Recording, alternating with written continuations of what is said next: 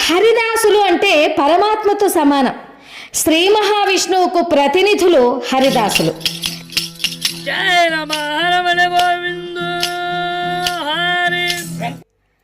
హరిదాసులు అంటే పరమాత్మతో సమానం. శ్రీ మహావిష్ణువుకు ప్రతినిధులు హరిదాసులు. హరిదాసుల అక్షయ పాత్రలో బియ్యం పోస్తే మనము తెలిసి తెలియక చేసిన ఎన్నో పాపాలు తొలగిపోతాయి. హరిదాసు అనగా పరమాత్మతో సమానం. మనుషులు ఇచ్చే దాన ధర్మాలు అందుకొని వారికి ఆయురారోగ్యాలు భోగభాగ్యాలు కలగాలని దీవించేవారు హరిదాసులు. నెల రోజుల పాటు హరినామాన్ని గానం చేసినందుకు చివరి రోజున స్వయం పాకానికి అందరూ ఇచ్చే ధనధాన్య వస్తు దానాలను స్వీకరిస్తారు. సూర్య భగవానుడు ప్రసాదించిన అక్షయ పాత్ర వారి శిరస్సుపై ధరించి పంచలోహ పాత్రగా భావిస్తుంటారు.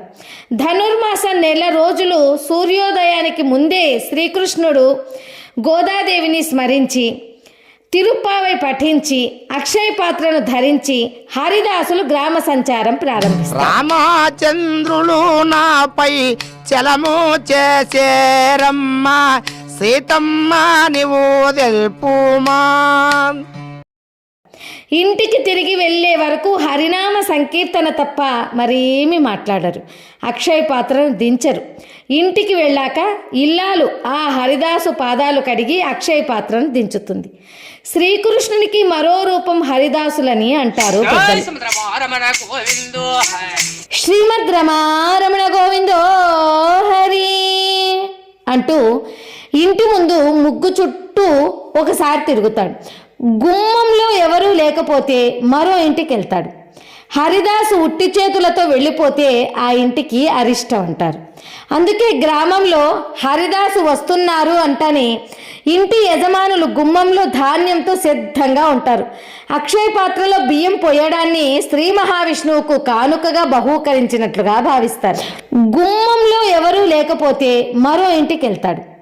హరిదాసు ఉట్టి చేతులతో వెళ్ళిపోతే ఆ ఇంటికి అరిష్టం అంటారు. అందుకే గ్రామంలో హరిదాసు వస్తున్నారు అంటని ఇంటి యజమానులు గుమ్మంలో ధాన్యంతో సిద్ధంగా ఉంటారు. అక్షయ పాత్రలో బియ్యం పోయడాన్ని శ్రీ మహావిష్ణువుకు కానుకగా బహూకరించినట్లుగా భావిస్తారు. హరిదాసు తల మీద గుండ్రటి రాగి పాత్రను భూమికి సంకేతంగా శ్రీ మహావిష్ణువు పెట్టాడనే కథ ప్రాచుర్యంలో ఉంది. హరిదాసు వస్తే ఎన్ని పనులున్నా ఇంటి ముందుకు వచ్చి అక్షయ పాత్రలో బియ్యం పోయాలి. అమ్మవారు భూదేవి నీవు తెలుపుమా. రామచంద్రుడు నాపై చలము చేసేరమ్మ సీతమ్మ నీవు తెలుపుమా. అమ్మవారు భూదేవి నీవు తెలుపుమా.